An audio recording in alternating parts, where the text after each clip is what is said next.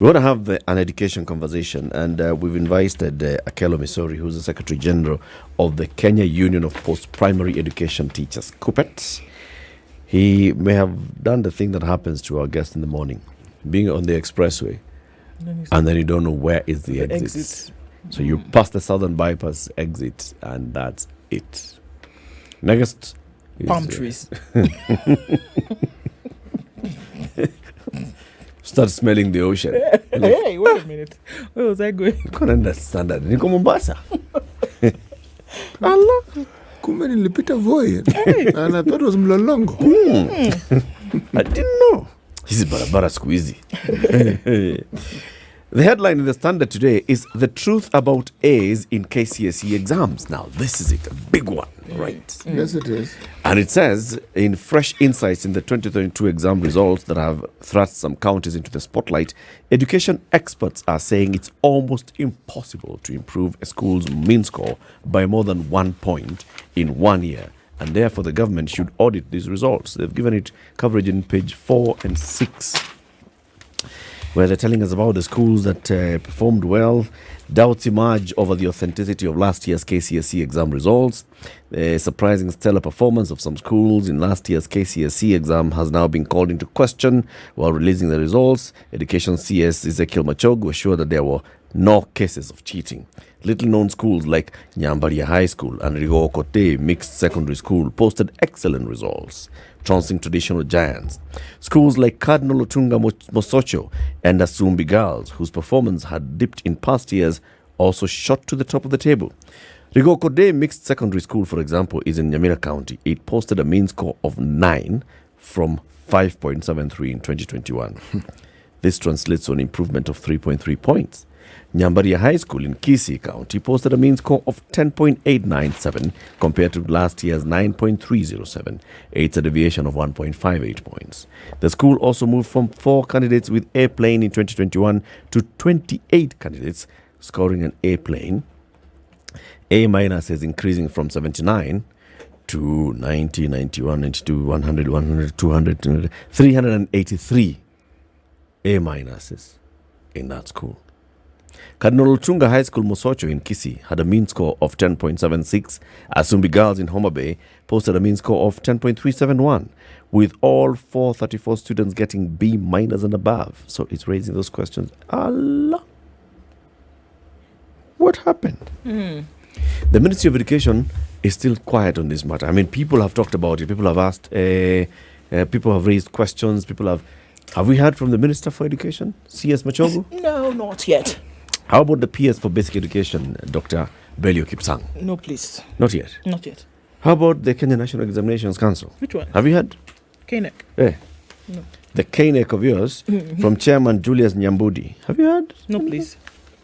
Allah. Everything that is reported with regards to the ministry, the CS has been consistent. Every time the matters are raised, he says him. There was no cheating.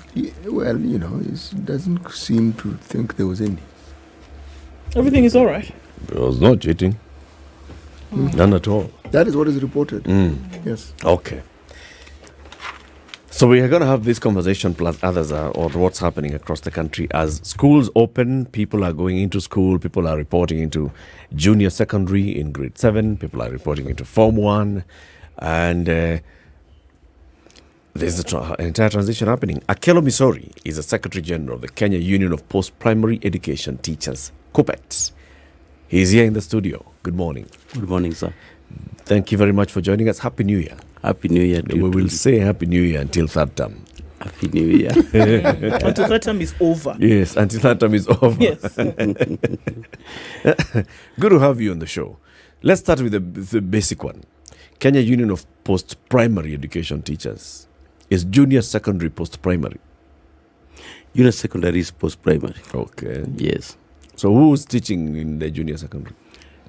Supposedly, junior secondary is supposed to be taught by secondary school teachers. Supposedly. So they are the people who are seized with the capacity to handle secondary school curriculum. Okay. However, it is domiciled in the primary section.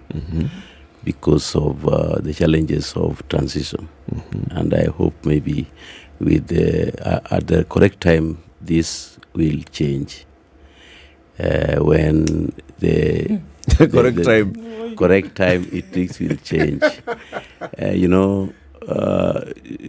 Beginnings have got real problems, and one of them is this. Okay. The person who pushed the whole agenda very positively because of being pragmatic was the late Professor Magor. And apparently he did not have much support from his colleagues in the ministry. I think that those are the challenges that we have had. There was lack of information, and even the media itself cannot claim to have a share of not being blamed. They must be blamed sufficiently because they did not go to investigate actually what is happening in this new system that we are adopting. To tell people. So because the public and the politicians took this thing, and there was a lot of misinformation. Quite a number of them saying that grade 4 and grade 5 are being asked to take kilograms of beef to school, chicken, sugar, and some of them are bringing even live lions to class. So some of these things were basically to discredit the new curriculum. And I think that is where you as the media think you failed substantially. Okay. Let me do a little bit of investigation now that you are here, Bwana MISORI. Let me ask a question. Yes. Let me paint a picture of how things are, right? Based on what you have so far said. Yes. The new curriculum, the new system, says that primary school children will go to school from grade 1 until grade 6. They will then go to grade 7, which is lower secondary, for 3 years. Thereafter, they will go to upper secondary for another 3 years and finish essentially at grade 12. We are also saying that now, because of what you call challenges of the new beginnings, the lower secondary must be then domiciled in primary schools, isn't it? Now, teachers of this lower secondary will still remain primary school teachers, or are some secondary school teachers being brought to primary schools? Is that happening? Please explain now what is happening right there. Maybe I'm not very keen. I cannot explain to detail the word domicile. It is like now you have brought a teacher to studio, and you are asking the teacher to teach mathematics. I'm teaching mathematics in the studio, not in a classroom. Yes. So that is what is taking place in the essence of domicile. The teachers who are going to handle this curriculum are basically secondary school teachers. Okay. Especially the key areas which are a challenge because of the capacity of the primary school teachers. Most primary school teachers are trained to teach general subjects. You teach English, you teach Kiswahili, you can teach mathematics and so on. But secondary school teachers are specific and specialized in given areas. Yes. So in the circumstance that the government could not afford to avail space in the secondary school, and because of fear of double transition, where we have Form 1 who are 1.2 million, and then we also have grade 6 who are 1.2 million. Yes. It was going to cause unnecessary tension. So the element here was that this primary school environment still has one extra class, where the other grade class 7 who are now in 8 have vacated. Yes. And the assumption is that we also have secondary schools in the neighborhood, because most primary schools to date have got sister secondary schools.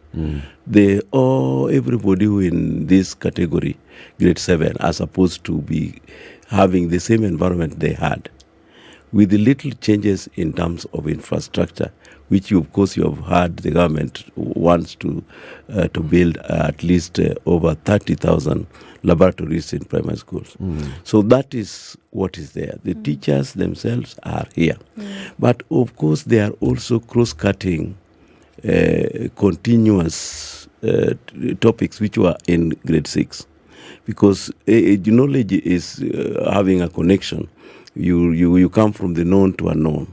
For example, when you talk about the social studies, or even religion, for example, they are still going to use the same Bible. Sure. And there are some primary school teachers have the competencies to teach some of the curriculum content in junior secondary school. For example, even language and even areas like maybe health education, because they are talking about the environment and how to clean your hands, how it is value, and maybe all those things. But now when it comes to the key areas like pre-technician courses, which, for example, because we supposed to have different pathways when they go to senior secondary school. Some small areas, they are shared. They are shared areas in the introductory part of science and even the technician courses.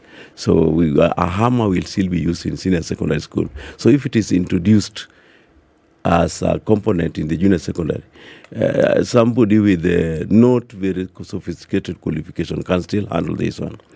But these ones are transitional issues. We are used to smooth things. If we stay in our comfort zones, then we may not come out to implement this curriculum. This is the way to go. The unfortunate thing, though, on ISG, is you're talking about, like you said, about 1.2 million children who are transitioning from grade 6 to junior secondary as the pilot class. In this transition, you'll agree with me that not all schools will have access to secondary school teachers. Because very many schools you'll find in an area, there are 4 or 5 primary schools and 1 secondary school. And they are not neighboring. So a secondary school teacher will not be able to be leaving their secondary school because they don't only teach sons Form 1, they teach Form 1, 2, 3, 4 to go and teach grade 7 and then come back for a Form 2 math class in the afternoon. And I think that is how the situation is being cured by the employment of 30,000 teachers. That this is just a class. And if anything, the teacher of English in the high school will definitely come over just to handle one lesson in a day, because there are only 5 English lessons in grade 7. So even if that one is added to his 21 or her 28, there are only 29. We have to make sacrifices and concessions at this particular time so that at least we cannot move back on what we have seen. Otherwise, dropping this and putting a lot of roadblocks in the implementation phase at this transition would make us fail. And I think this is what, if the late Magoa would resurrect, he would hate to see. And I myself, who is here, who is a proponent of this curriculum, would also just cry. But I think it is doable. Myself as a teacher, and having also gone through the other system before 844, I remember I went to school and class 1, 2, 3, 4 were done under trees. And today you have the privilege to have me here. It did not stop me from becoming the General Secretary of Coopet or becoming a teacher, for example. I learned under a tree, and that was the class. We are making so many comments about learning to make it appear that it must just take place within the 4 walls.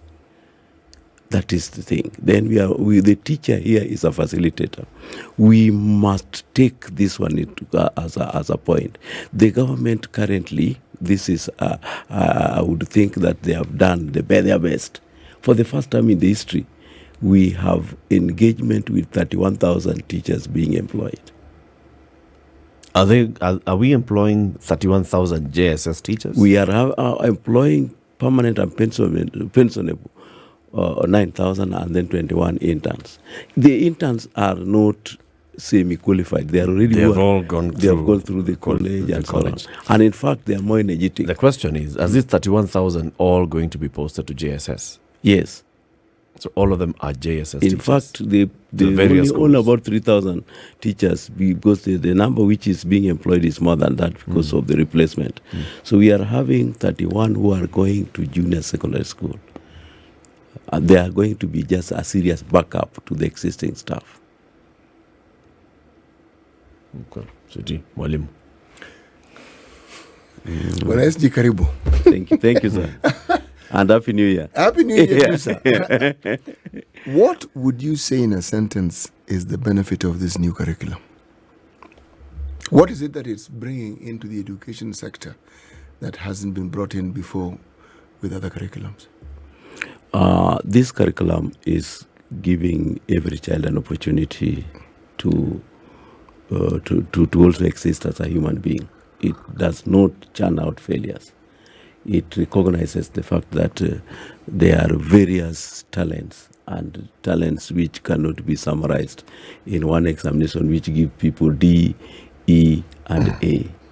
But I can leave that place and I come to the studio and you don't ask me about my qualification because I already know how to present a radio program because I've learned there. And then I can also leave where after the tail end of this curriculum to earn my living through playing and performing arts.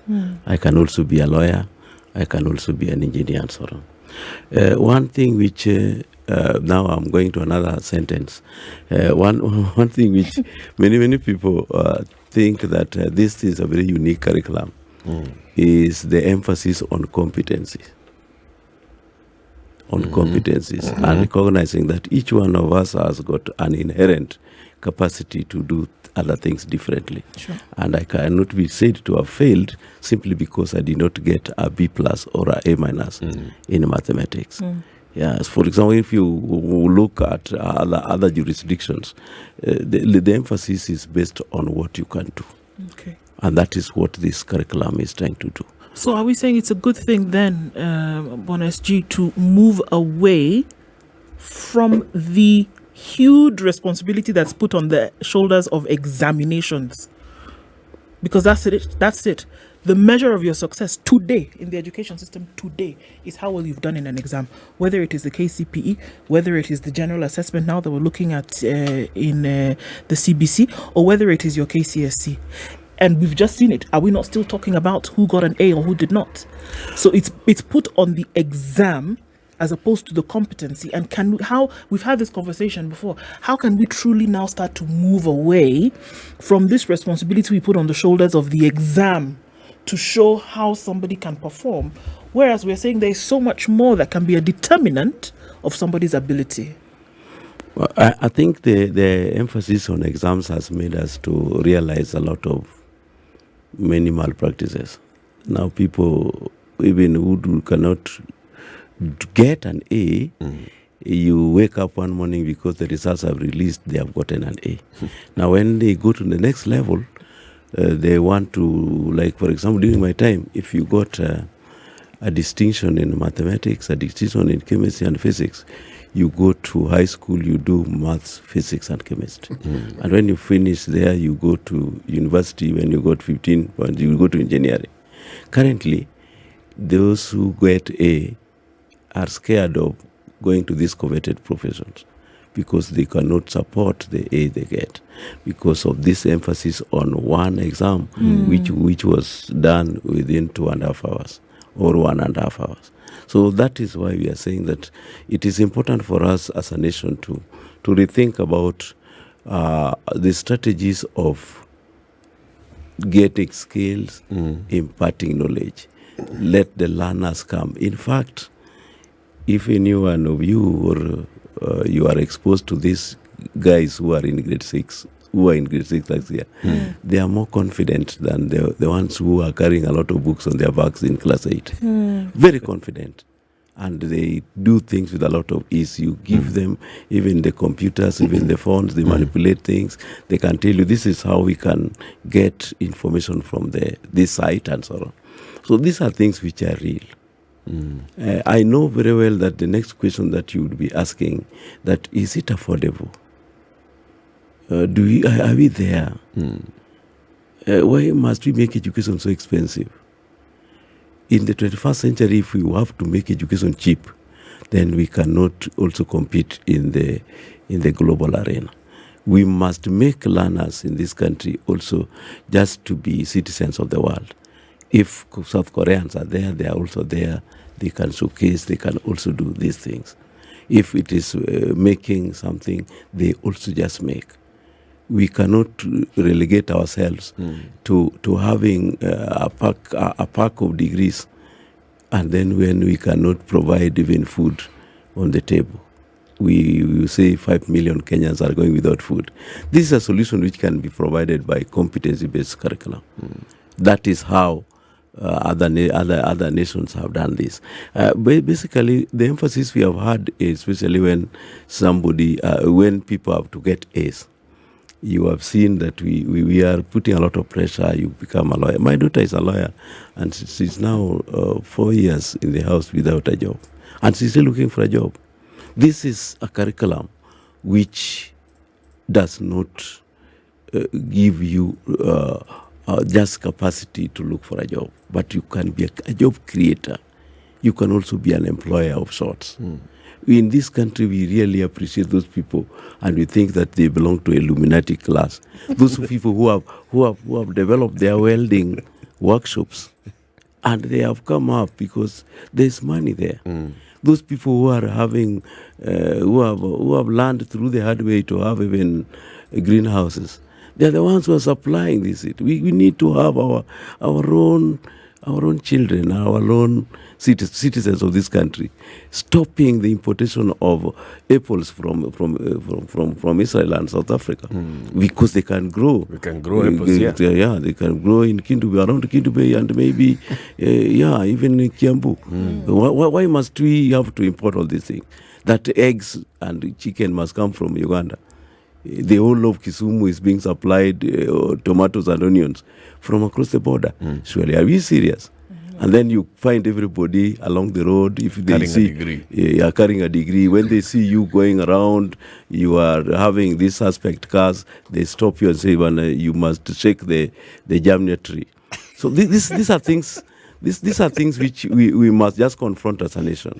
Akelo MISORI, Secretary General of the Kenya Union of Post-Primary Education Teachers, is our guest this morning in the Situation Room on the Hot Seat. We're talking about the state of the education sector in this country. This is the Situation Room, the only way to start your day. The conversation continues with the Secretary General of the Kenya Union of Post-Primary Education Teachers, Akelo MISORI, talking about the state of education.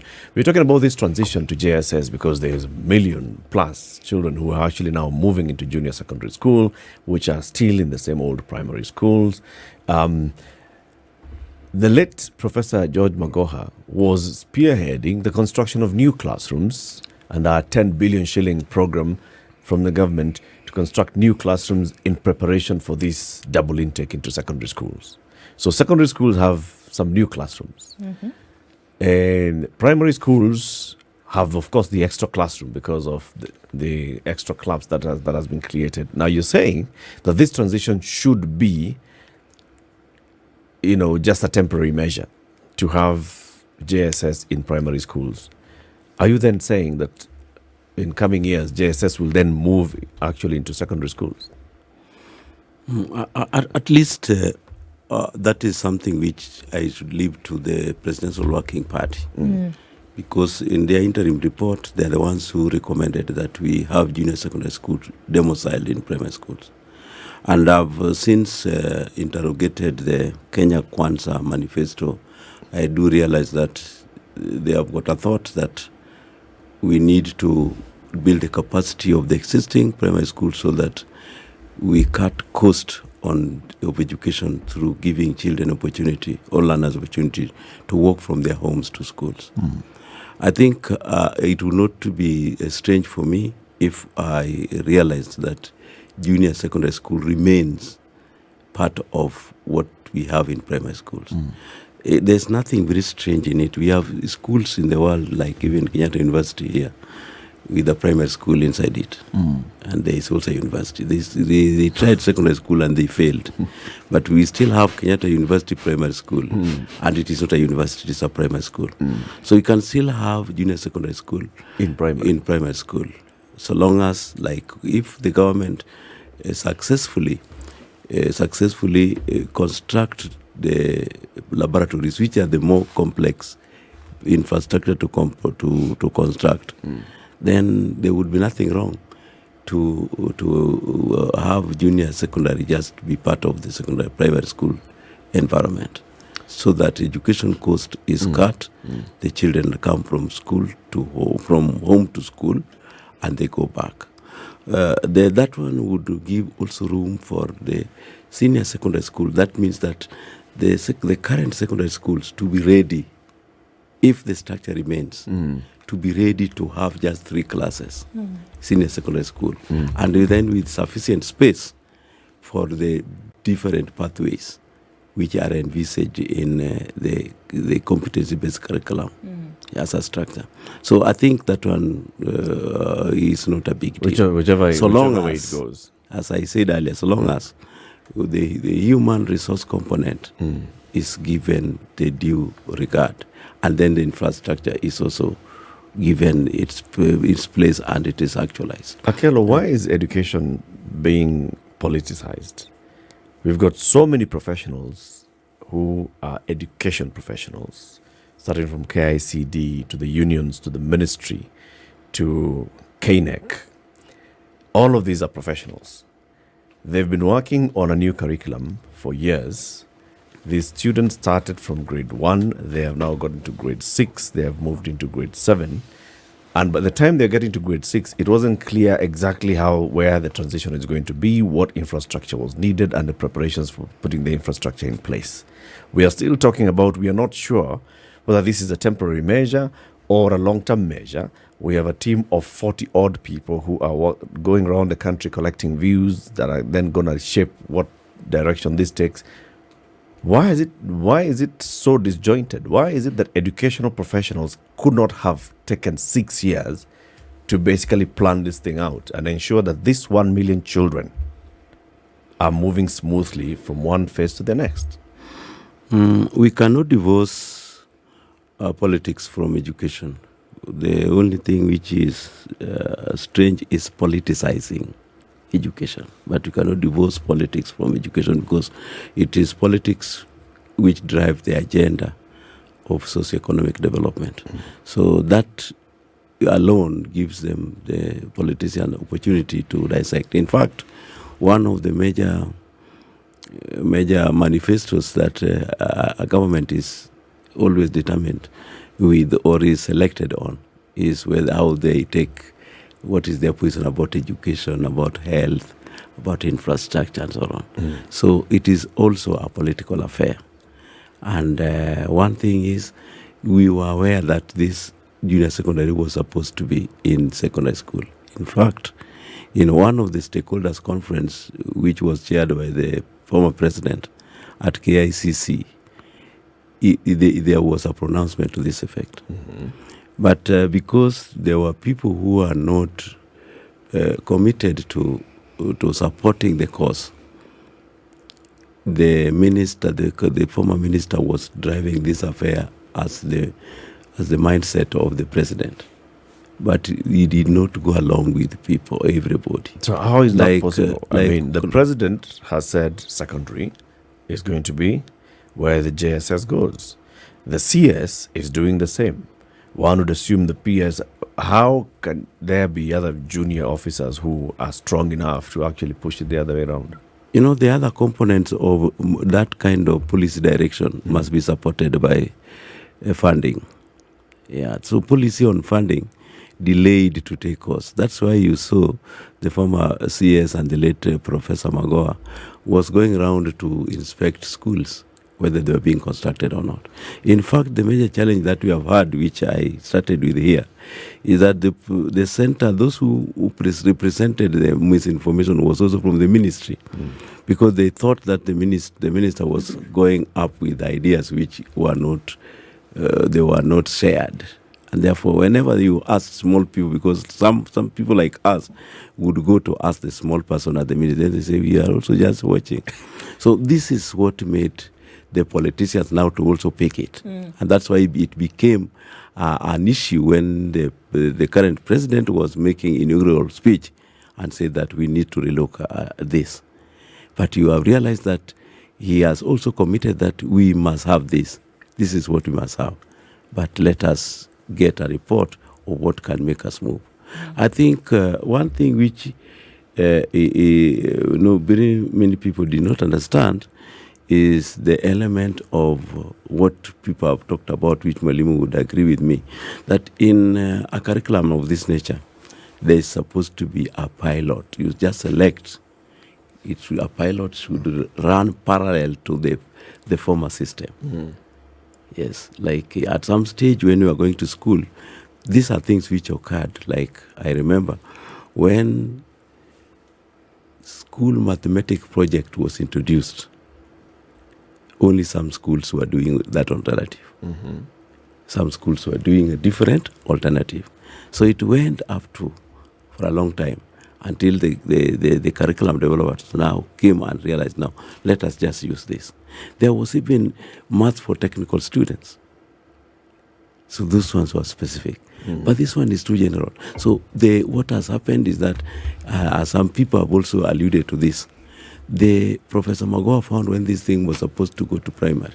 And there was about 470 schools which were piloting grade 2, grade 3, and that pilot report was not concluded. Then the professor came and said, the bus has left the station.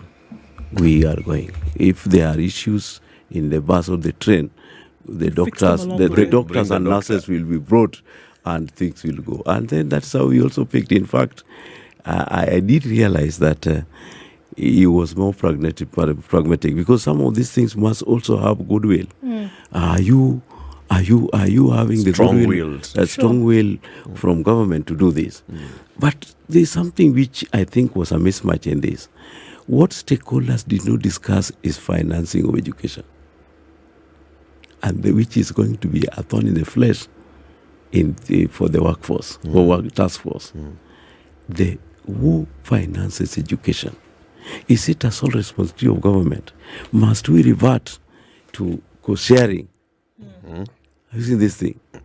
So if once we sort out this thing, the whole debate of whether it is practical or not will cease to exist.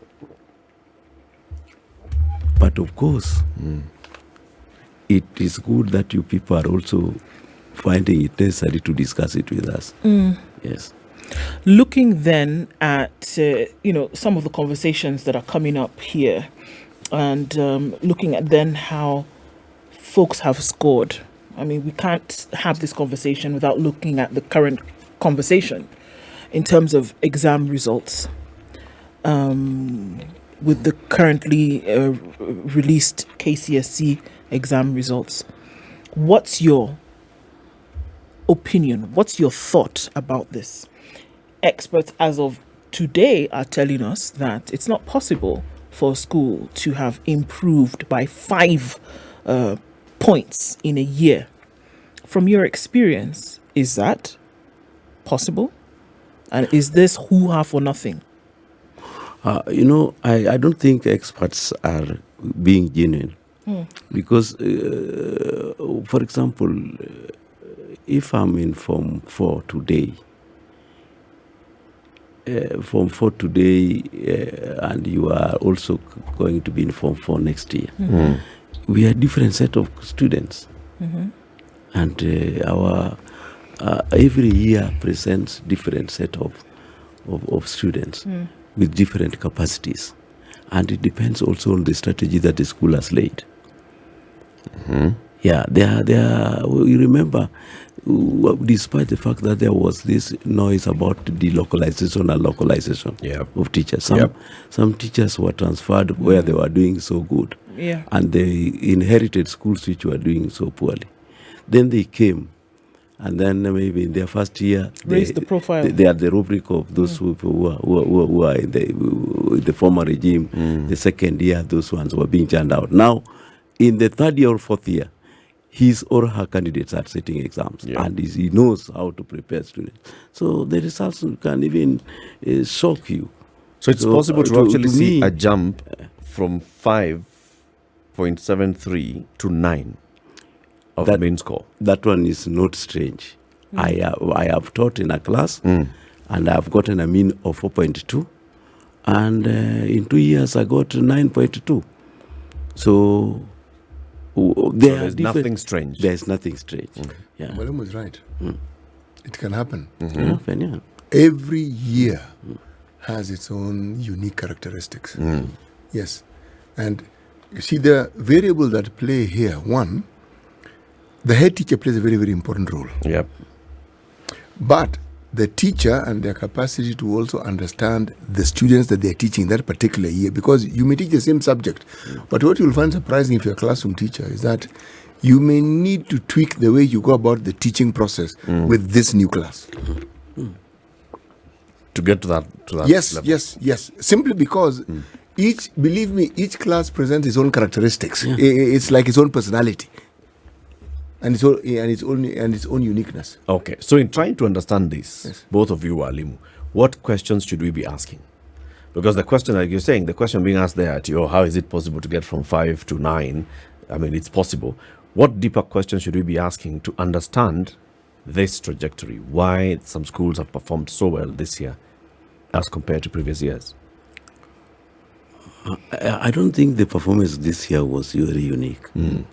Just to start from that point, it was not very unique. In fact, we have had the performance of our candidates better in the previous years than here, because I think the noise is about grade A's. Yes. And I think the grade A's which were posted this year were not even half of those which were posted in 2016. There was a difference of 8. Yeah. It's the source of the A's. The source of the A's. It's some schools that did not have A's in previous years getting more A's, for example, In this this year. year. For instance, I'll tell you, Mobamba High School in Kisii, in 2020 and 2021, A's and A minuses, 0. In 2022, they get 4. Their mean grade jumps from 5.15 to 9.284. Now look at the number. They only got 4 A's. Yeah, Only 4 A's. from 0. How is it unique? And they are not using the same students. It is different. They're not using the same students. What is common in Mobamba is just the school. That's the common denominator. And maybe the teacher. The teacher. But now the students are different. Yeah. And after all, you did not test these students when they were in Form 3. Yeah. You were testing them. So that's why I'm asking you, to help those who are asking all these questions, what is it that they should look at to understand this performance? Should they be looking at the number of the teachers who were there last year, the teachers who were there this year, when the teachers joined the school, when the school head, for example, joined the school? Was this the same school head who's been there over the last 7 years? Who then you can ask, so what different... All those are valid questions. All those are valid questions, Eric. You could even ask, if you look at this class who are in Form 4, the entry average that they had when they came in, what was it? You see, and even the school, is it the same school that was there the previous year in terms of capacity, in terms of management, in terms of even the board of management? The ecosystem within Did the which board change? Yes. Did the school head change? Changed the chairman of the board of management. What is the level of teacher motivation to prepare candidates for first exam, for example? One thing is, this is a practical thing. Yeah. If the exam unless there is a irregularity, if there is a irregularity, let me tell you, it is not even possible for a poor student to pass also. Yeah, depending on how that irregularity is managed. They can still even fail. Yeah, because how would they pass? Unless, how would they pass even if you gave them the exam 2 hours or a day before? It may not be possible to generate those A's. To me, I think that we need to interrogate further and to look at how our schools are improving. It is undermining the integrity of the teaching service that you think that if we are in this school this year and we posted bad results, then we cannot improve. That one is the assumption. No, Professor Philip Amuyunzi, a lecturer at Masina Muliro, says it's not about improvement. Improvement is okay, but the curve should be a normal curve. It's a bit challenging because if a school had 4.0, that's a D+. Moving to 9.0 is a B, which requires a miracle for someone to achieve this kind of a grade in a year. A normal curve is where a majority of students should be in the middle at 50%, with a few being towards the 100 mark and a few towards the lesser marks? That is now an analysis based on how examination results are analyzed. Yes. For example, if they are analyzed through grade point average, then that is what should be achieved. But now, if they, like in this case, for the last 4 years, we have been having what we call posting raw result without analysis. That is also admissible. So you don't go into the rigors of analysis of having a normal curve or you don't go. So that's what happened. Yeah. If you put the entire student population who did exams and you now want to rationalize, you want to get a normal curve, then we could have had maybe 10% getting A and about 70% getting the middle grade and very few getting E's. Yes. But see, that is just an analysis of the results. Yeah. You're not looking at how it is those results came about. Okay? And it is virtually impossible to have a balanced discussion on this subject if you don't look at that. Because these results you speak of come about as a result of a collusion between the teachers and the students and the ecosystem in which they exist. So when one seeks to have a simple response to a question like this one here, they will not get a simple response. It is not possible to have a simple response because the process of learning and education is not as simple a process as people assume it is. And the reason why people comment knowledgeably about it and everybody appears to be an expert is because most people have gone to school. So they think that having gone to school makes you an expert enough. in education matters. Sure. No. You alluded to something just as we started this conversation, MISORI, as we're looking at the practicality of the CBC curriculum. Some of the things obviously are outside academics, hardcore as we've known it to be. We joked about the chicken and all of this and the practical lessons, but embedded there is a serious issue that we really have to look at. Some of the things that we see in terms of swimming. I mean, some of the pictures that we saw last year of children who are swimming purportedly swimming in dust and things like that. Those are not true. Those things actually happened. There are parts of the curriculum that require teachers to put students through learning for which they have little or no knowledge, or little or no capacity, or little or no infrastructure. How then will those things work? Even if we are saying, look, this is the curriculum, this is what we have, eventually it will be good, let's just do it. But some of the things are not practical. You cannot teach swimming without water. There's certain things you just cannot do, even if we want to laugh about it until the cows come home. There are just certain things that cannot be done if you do not have the capacity and infrastructure. From a teacher's point of view, how will some of these things work? I think it still boils down to whether we had all buy-in when we were starting or when we were implementing the curriculum. The rollout was not given sufficient interrogation, and quite a number of teachers did not get the proper brief and induction. So those are the challenges. We are saying that challenges of beginning, and a curriculum of this nature would pose such challenges. I picked grade 7 agriculture, for example, and I looked at it. I downloaded it and I was looking at it. I saw certain gaps. I'm not at agriculture, but certain gaps where learning experience. You are being told that you should use have a link to provide you with some information. Maybe that class may not have the capacity to go to the internet to go do that. Those ones were some of the challenges. But let me just say this. Swimming itself is a life skill, a life skill thing, which when you go to schools like in Europe, it is mandatory that every child must learn swimming because it's a life skill. Yes. And I don't think it is impossible in our time to have swimming skills. I don't think it's impossible, but I think you need a swimming pool. We need a swimming pool. You need even a river, something, a pond, water body. A pond. You go to the lake for those who come from the lake region. And in fact, sometimes when somebody goes and tells children or learners to to demonstrate using dust that they are swimming. I think these are the kind of misinformation which we needed not to come to, especially in town.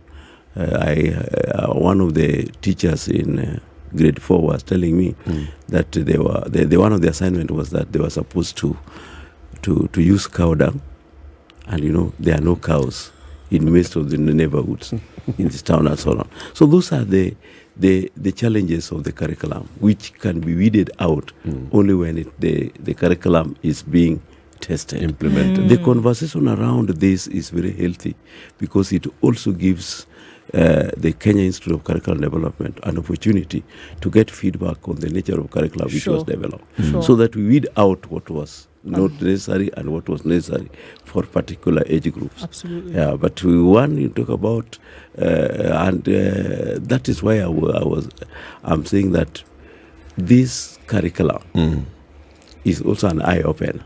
That are we competitive as Kenyans to know things or to do things which are being done elsewhere?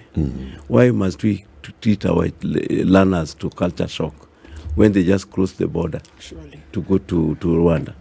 Yeah, when they are now adults. Like some of ourselves, you see even our leaders do not know how to use a spoon. Use a spoon at table. Like something which, when we were in Form 1, we were taught how to use a spoon. But by just, not even by teachers, but our senior Form 2s. They would tell, hey, how do you handle a spoon? Can you handle like this? So these are things which, in my view, they are life skills which are necessary. If the environment does not... Akela MISORI is the Secretary General of the Kenya Union of Post-Primary Education Teachers. We'll have him again and again on the show.